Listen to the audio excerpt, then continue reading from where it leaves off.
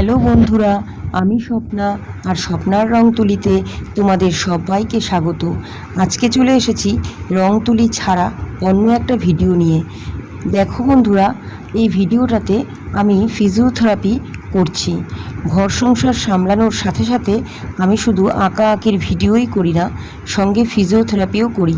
এখানে আমি যাকে ফিজিওথেরাপি করাচ্ছি, এই ভদ্রলোকের হাঁটুতে ও কাফ মাসেলে ব্যথা, ওনার হাঁটতে খুব অসুবিধা হয়, তাই ডাক্তার বলেছেন ফিজিওথেরাপি করতে।